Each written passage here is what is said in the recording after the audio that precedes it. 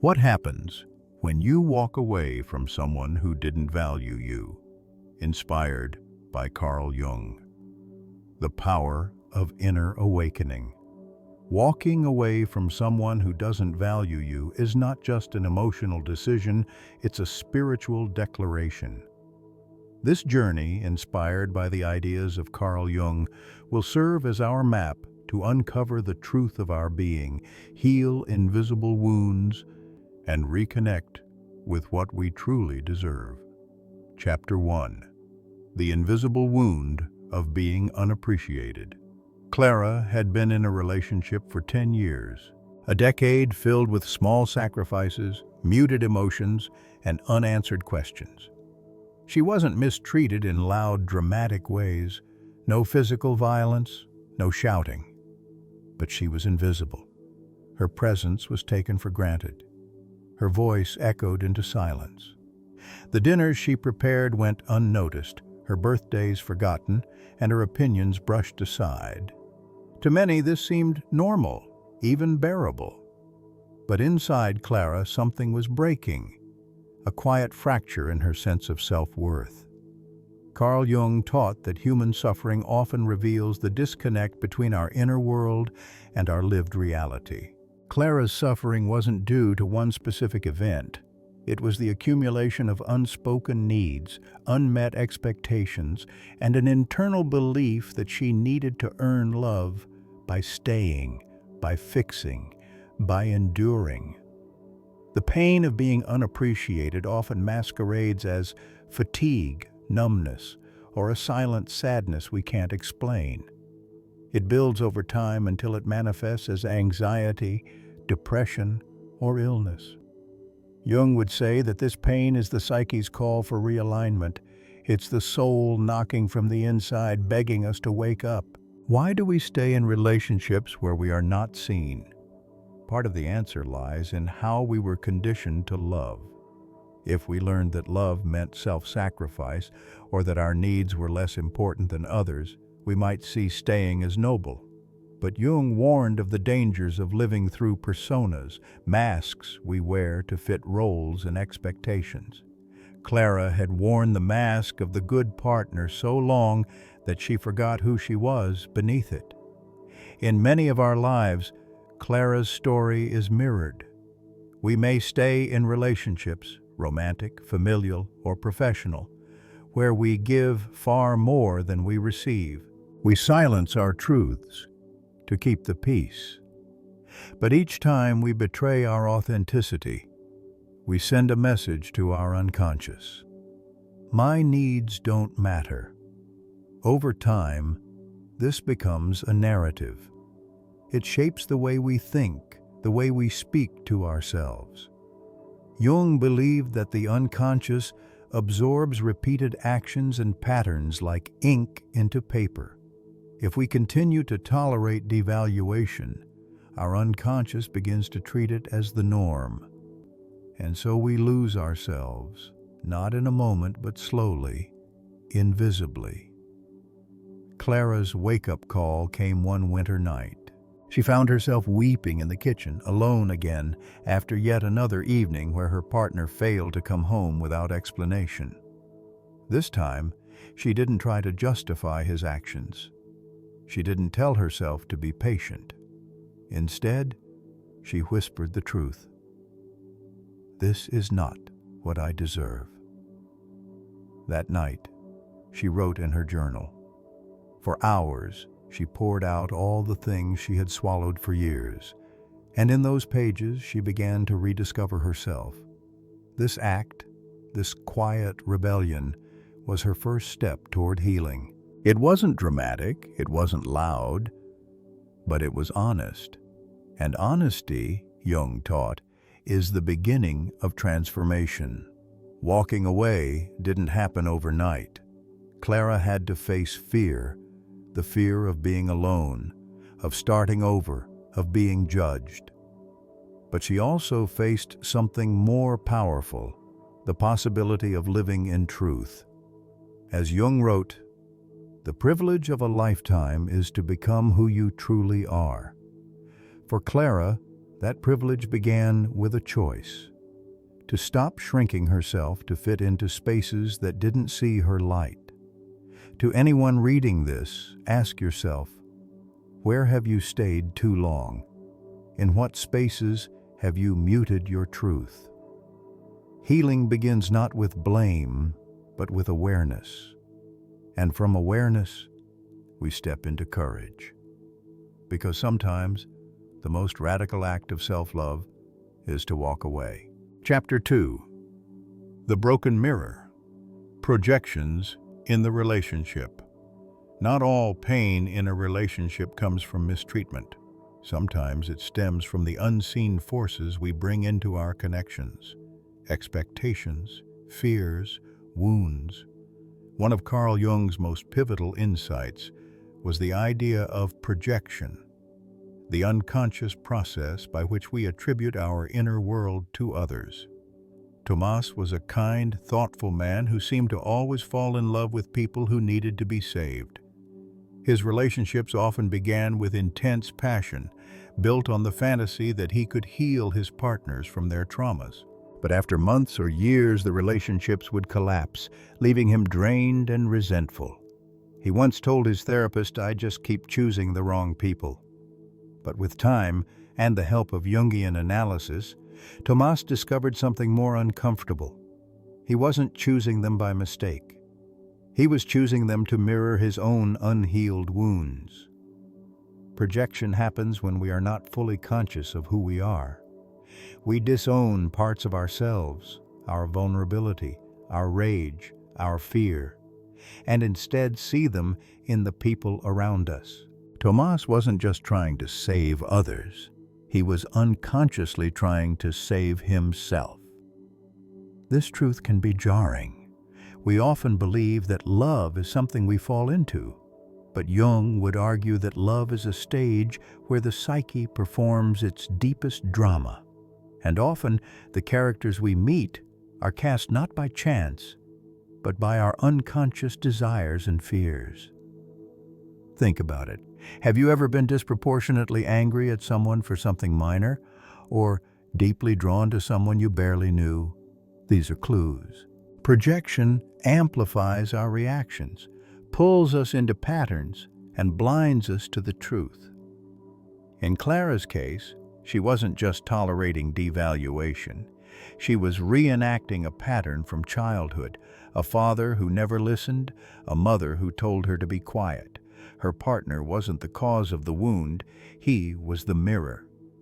Jung wrote, "Everything that irritates us about others can lead us to an understanding of ourselves." That's not to say we should blame ourselves for others' behavior, but it invites us to ask deeper questions. Why does this dynamic feel so familiar? What part of me is being triggered? Facing our projections requires immense courage.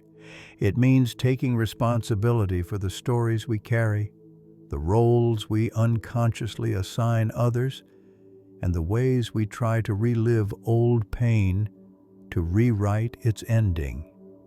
But in doing so, we reclaim our power. We stop looking for others to complete us, fix us, or prove our worth. We begin to see people for who they truly are, not just who we need them to be. Tomas eventually ended his cycle. He spent time alone, journaling, reflecting, attending therapy. And in that solitude, he began to meet himself, his real self, not the savior, not the rescuer, but the man with wounds and wisdom. When he entered his next relationship, he no longer looked for someone to save. He looked for someone to grow with. And that shift changed everything. Because when you stop projecting, you start relating. Chapter 3. The Shadow. The Other Self. We reject. There is a part of you that you don't like to look at. A part you hide, deny, and suppress. You may not even know it exists, yet it influences your thoughts, emotions, and behaviors every single day. Carl Jung called this the shadow. the dark side of our personality, not necessarily evil, but hidden, because it contradicts the image we want to project to the world. From an early age, we learn what is acceptable and what isn't. We are praised for being quiet, helpful, modest, polite, and scolded for being angry, needy, selfish, or defiant. Slowly, we tuck away those rejected parts into the unconscious. But they don't disappear. They wait. They wait for a trigger, a situation, or a person to awaken them. Elena was a strong, independent woman. She ran her own business, took care of her family, and was admired for her confidence. But her romantic relationships were full of emotional volatility. She would fall deeply in love, then suddenly become jealous, controlling, or withdrawn. She didn't understand why. She saw herself as composed and self-sufficient. Yet in love, she was reactive and afraid. Therapy revealed the truth. Elena's shadow was her vulnerability. As a child, she had learned that showing emotion made her weak, so she buried it. But when intimacy appeared, her shadow surged. The deeper the connection, the louder the fear of abandonment became. Her jealousy wasn't about her partner. It was her unacknowledged longing to feel secure. Jung insisted that we must confront the shadow, not to destroy it, but to integrate it. The shadow holds qualities we need: assertiveness, courage, sensuality, ambition. If we deny it, we become fragmented. We over-identify with the good parts of ourselves and project the rest onto others. Have you ever accused someone of being arrogant, controlling, or selfish, and later realized you carry some of those traits too? That's the shadow at work. But there is no shame in the shadow, only material for growth. Facing it can be painful. It means admitting things we don't want to admit. I am capable of anger. I manipulate when I feel insecure. I crave attention more than I show. These realizations sting, but they also set us free. Because once we know our shadow, it loses power. Jung wrote, "One does not become enlightened by imagining figures of light, but by making the darkness conscious." In relationships, unintegrated shadows create chaos. We attract people who embody our repressed traits. A passive person attracts a dominating partner. A martyr finds someone selfish. These pairings are not random, they are invitations. The universe, through these connections, asks us to reclaim our lost pieces. Elena did the work. She journaled, meditated, and spoke honestly about her fears. She gave space to her sadness. She stopped pretending to be invulnerable. Her next relationship was different, not perfect, but grounded. For the first time, she could say, "I'm scared," without shame. To own your shadow is not weakness, it is wholeness. You stop splitting yourself into good and bad. You become real, and that realness allows for real love. So ask yourself today, what parts of me have I denied? Who triggers me? And why? Your answers are the gateway to deeper freedom. Because until you meet your shadow, you'll keep mistaking it for someone else. Chapter 4. Pain as a messenger of the soul. Pain is not the enemy. Though we often flee from it, suppress it, or numb it, pain is one of the most honest messengers of the soul. According to Carl Jung, every emotion, especially the difficult ones, carries within it the seeds of transformation. Natalie had always been cheerful. She was known for her optimism, her energy, her ability to light up a room. But when her partner left her unexpectedly, she felt a darkness she had never known. For weeks, she couldn't sleep. Her appetite vanished. Her thoughts spiraled. Everyone told her to stay strong, move on, keep smiling, but inside she was crumbling. She came across a Jungian concept that changed everything. Pain is a signal, not a problem. It points us toward where healing is needed. Natalie stopped resisting the pain. She let it speak. Each wave of sorrow told her a story about how she had ignored her needs, how she had clung to relationships to feel worthy, how she had confused love with validation. As she journaled these revelations, the pain transformed. It became a teacher. Jung believed that suffering becomes unbearable only when we try to escape it, but if we turn toward it, we find meaning.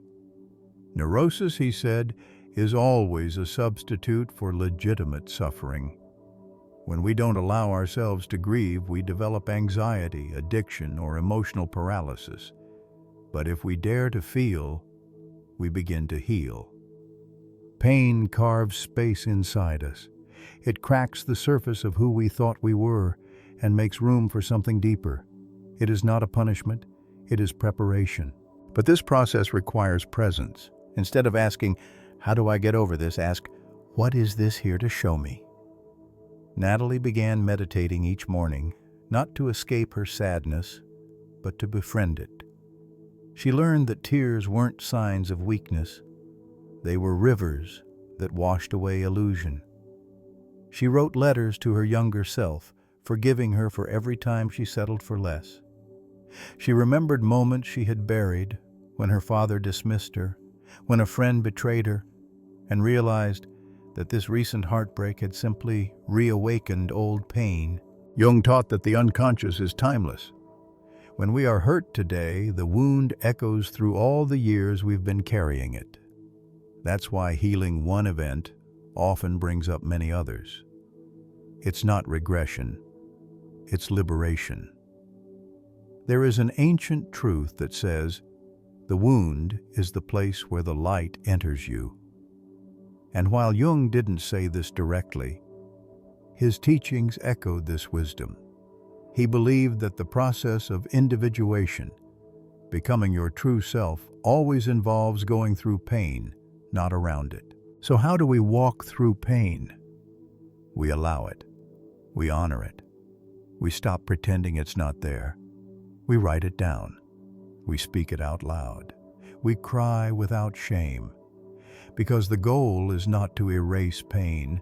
The goal is to become the kind of person who can sit with it and still remain whole. Natalie emerged from her heartbreak not as the same cheerful girl, but as a woman grounded in self-respect. She no longer wore joy as a mask. Her happiness was quieter now, but it was real. Pain, she learned, was not her enemy.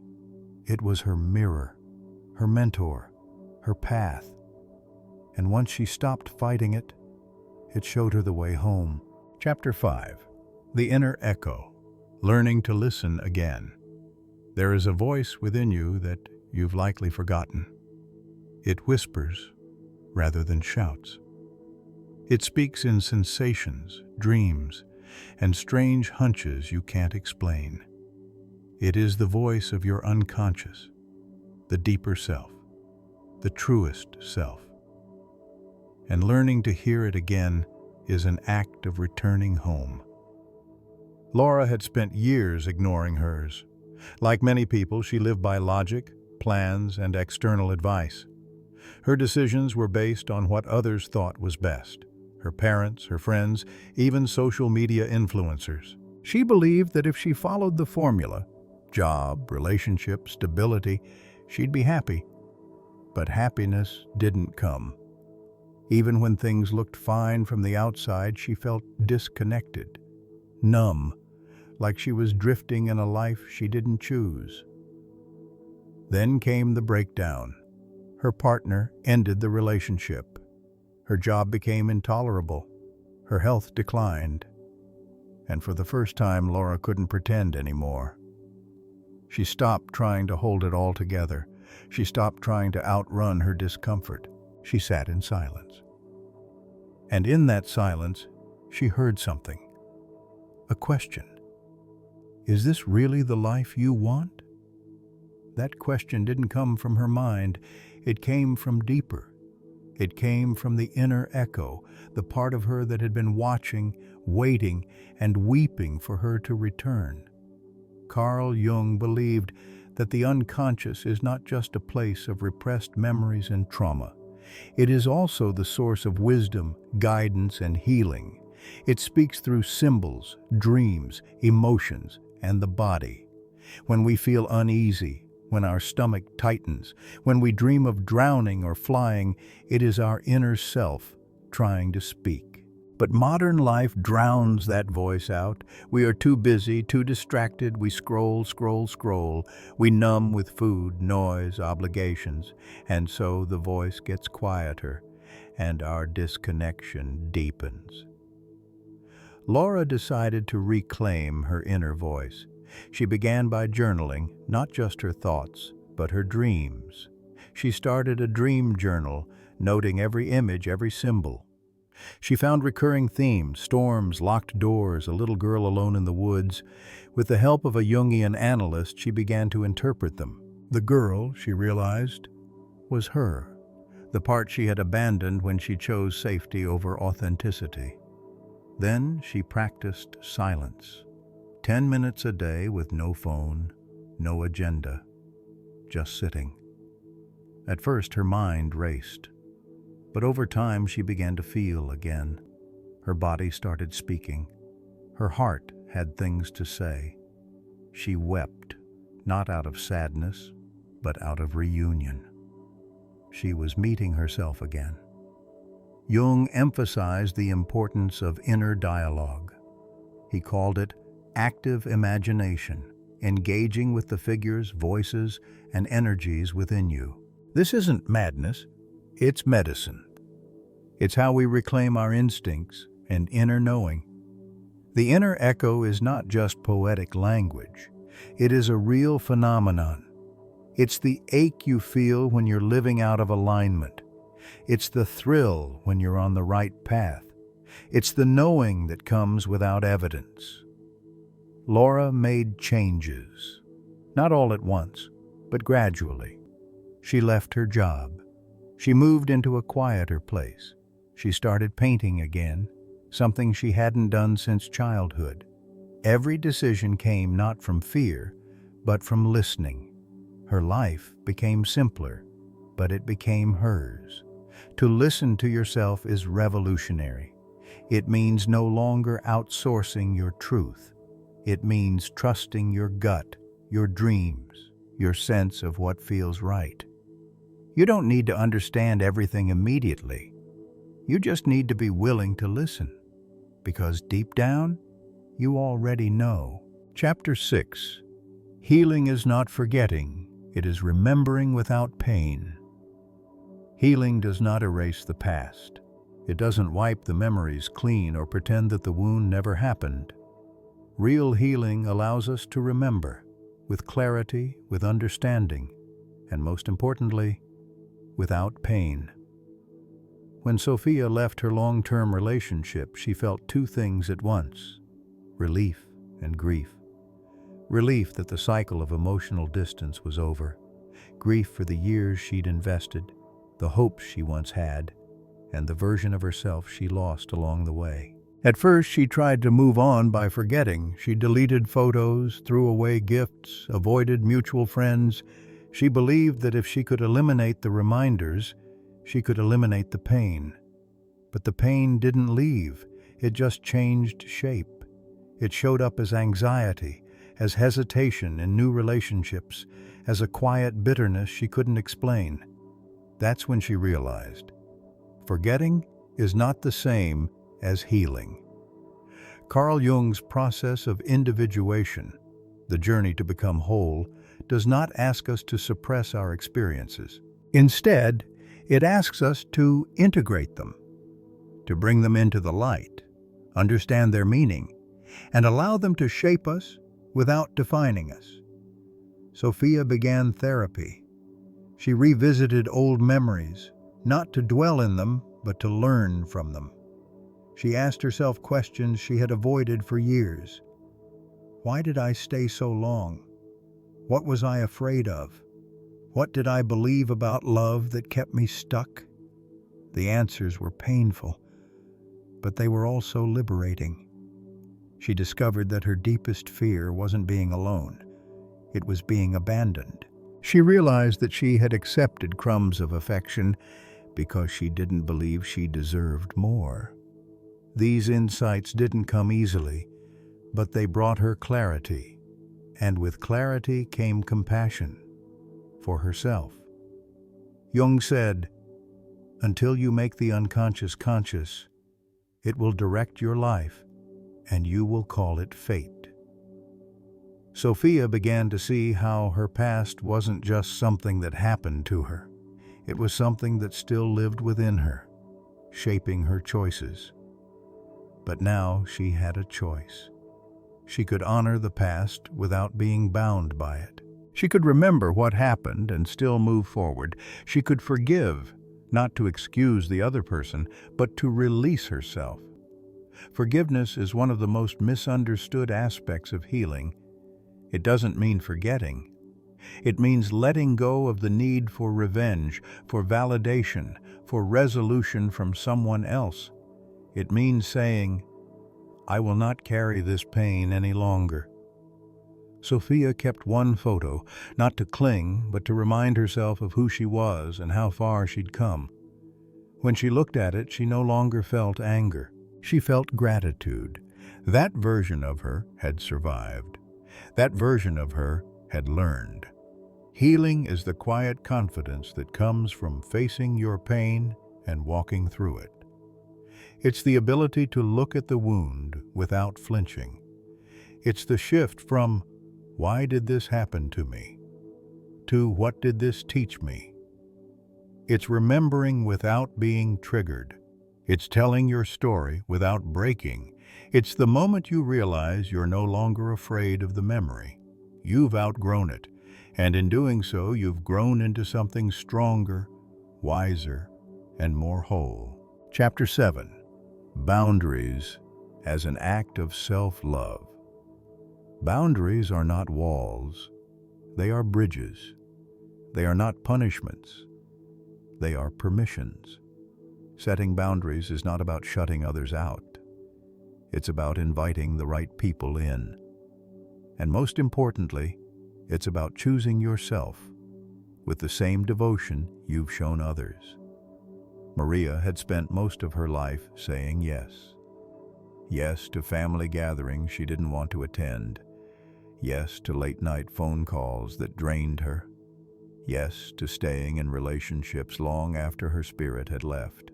She believed that love meant being available, agreeable, and accommodating. But saying yes to everyone else meant she was constantly saying no to herself. Eventually, Maria's body started speaking for her. Migraines, panic attacks, sleepless nights. Her therapist gently suggested that her body wasn't betraying her. It was protecting her. It was stepping in where her voice had been silent for too long. Carl Jung believed that when we suppress essential truths about ourselves, they don't disappear. They go underground.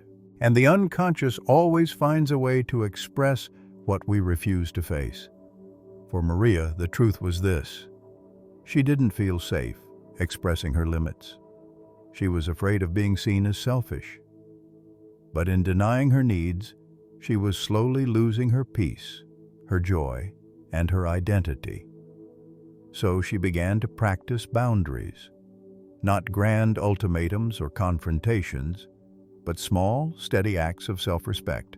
She started with time, setting limits on how long she stayed on the phone, how many commitments she accepted. Then with space, declining invitations that didn't align with her energy. And finally with emotion, learning to say, "That doesn't work for me," without apology. At first, people resisted. Some pushed back. Some grew distant. But others listened. Some even thanked her. And slowly, the relationships in her life began to shift. Jung taught that growth often requires confrontation. Not with others, but with our own fear of being disliked, rejected, or alone. But boundaries are not abandonment. They are alignment. They ensure that the love we give doesn't cost us our soul. Maria moved into a small apartment by herself. It wasn't glamorous, but it was hers. For the first time, she decorated a space for herself, not for appearances. She danced alone in the kitchen. She read until midnight. She cried in the morning sun. She was finally living on her terms. And in that space, something magical happened. She stopped feeling lonely.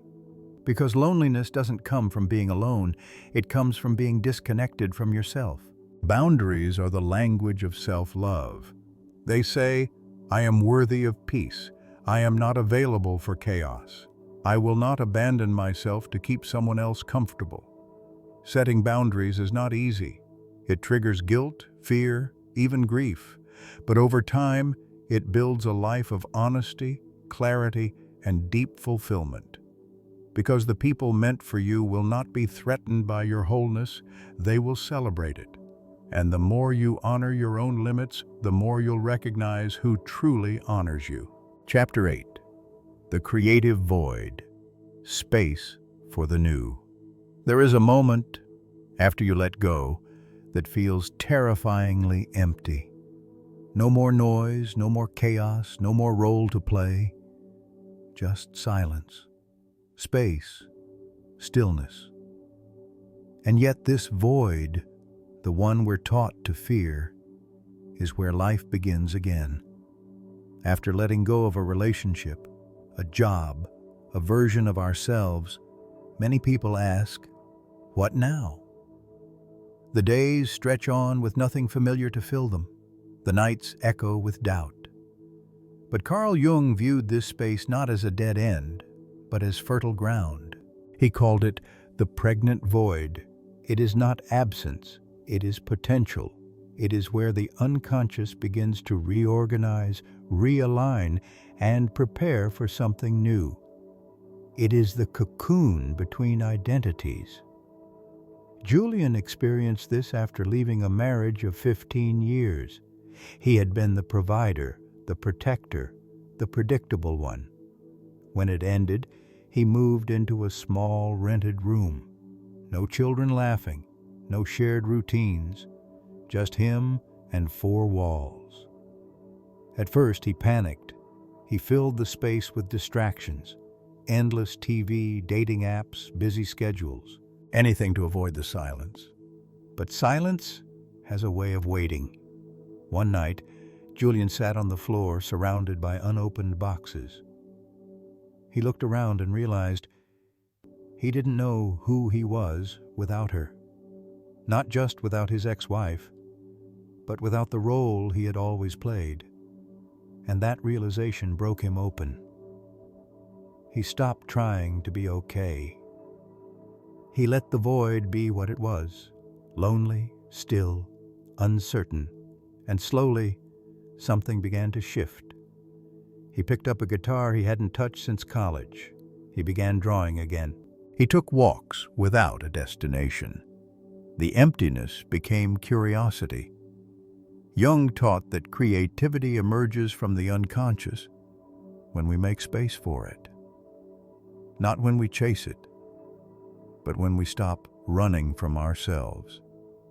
In the void, Julian didn't just rediscover hobbies. He rediscovered longing. He remembered what made him feel alive, not what pleased others, but what nourished him. The void became his teacher. In our culture, we fear emptiness. We rush to fill every moment, every silence, every breath. But if we dared to pause, what might we hear? You don't need to have the answers. You don't need a 10-step plan. You just need to let the ground lie fallow, to let the seed of your future self germinate in the dark. Because all creation begins in darkness. The womb is dark. The soil is dark. The night is dark. And yet, they all give birth to life. The creative void is not punishment, it is preparation. It is the sacred pause between what was and what will be. And when we stop fearing it, we start seeing it for what it is, an invitation to stop performing, an invitation to meet ourselves, an invitation to create, not out of fear, but out of freedom. Julian didn't become someone new. He became who he had always been, underneath the noise, the role, the masks. So if you're in that in-between space, don't rush, don't fill it, let it breathe.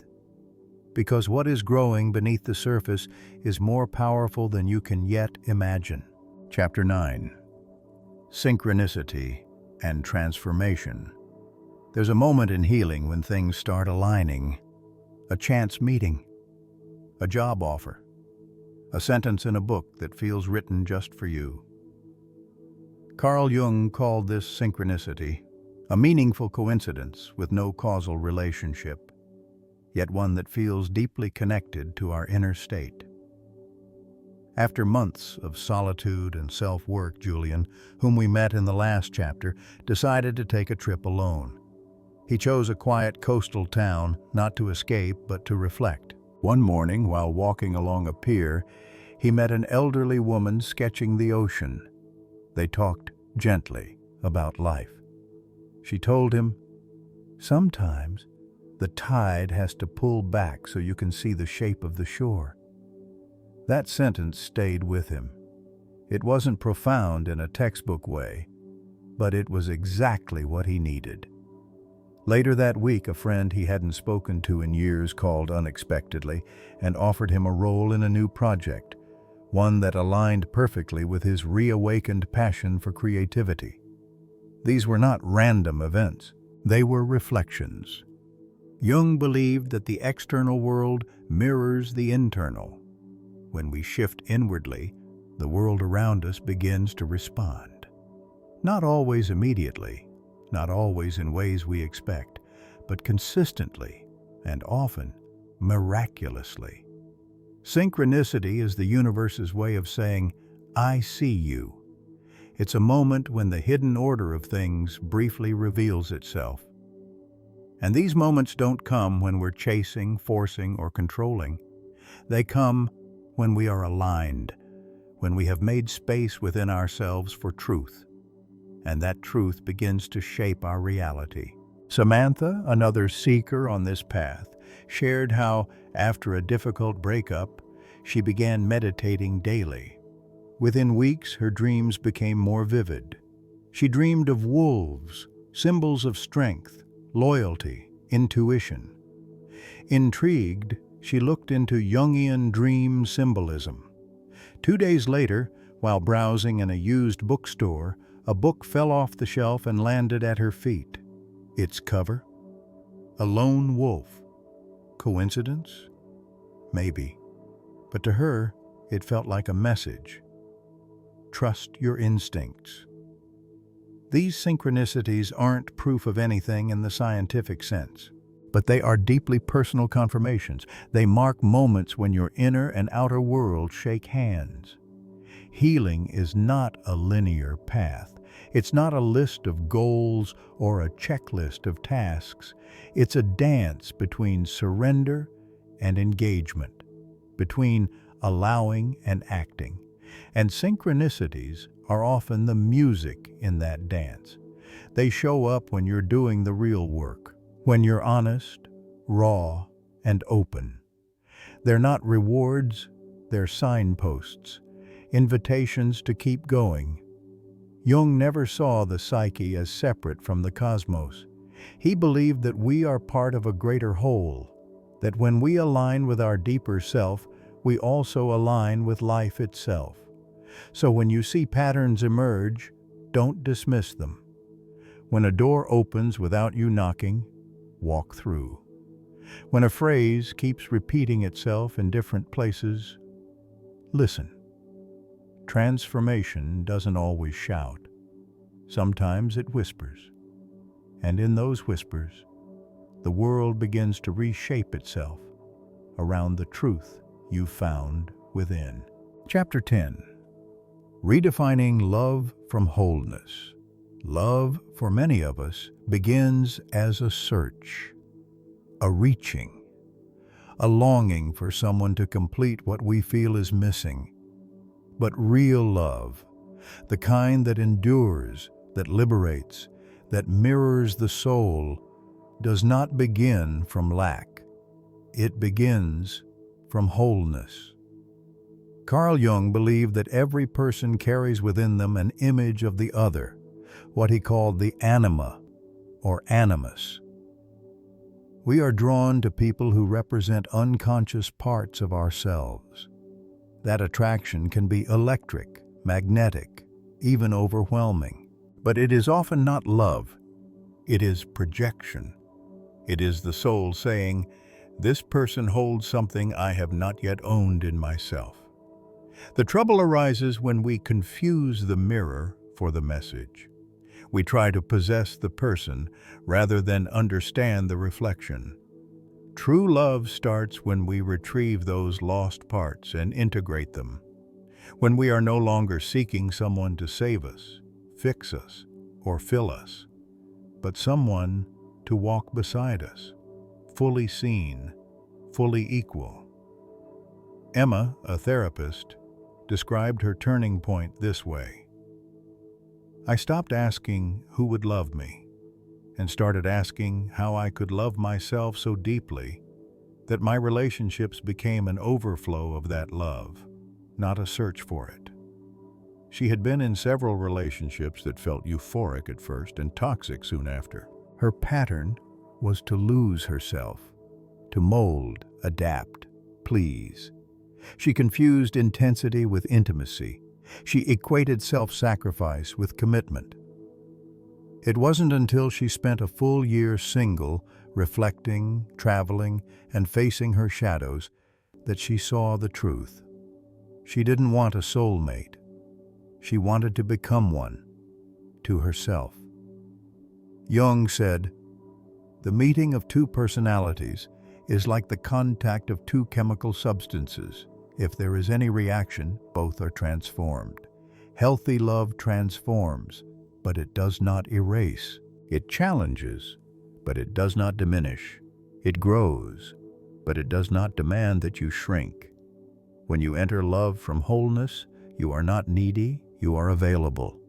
You do not chase, you invite. You do not beg, you attract."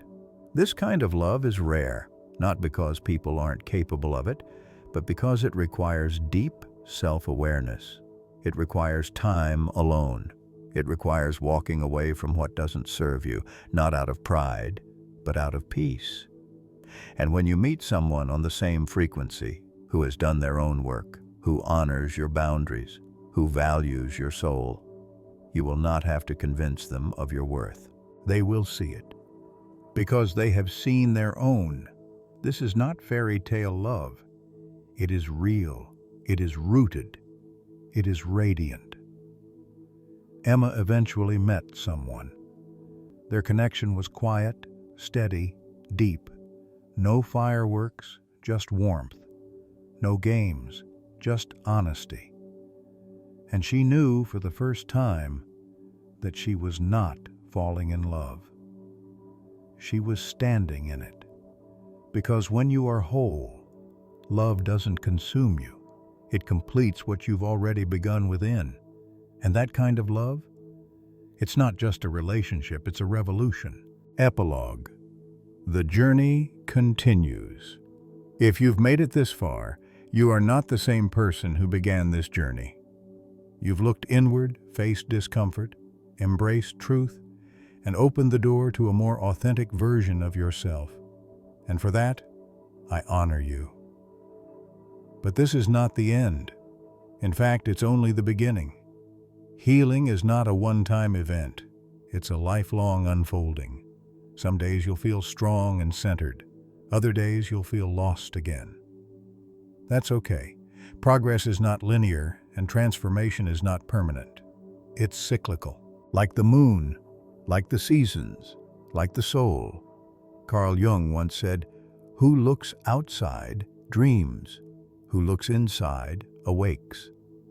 And now that you've awakened, you'll start to see your world differently. You'll make decisions that honor your worth. You'll attract people who reflect your growth. You'll stop chasing love and start living from it. But most importantly, you'll remember who you are. If this message spoke to your soul, I invite you to stay with us on this path. In the next video, we'll explore the concept of the persona, the mask we wear for the world, and how dropping that mask can lead to radical freedom. Until then, be gentle with yourself. Keep choosing you. Keep listening. Keep growing. And remember, the most powerful relationship you'll ever have is the one you build with your own soul. Subscribe, share this message with someone who needs it, and don't forget to return. Your story isn't over. It's just beginning.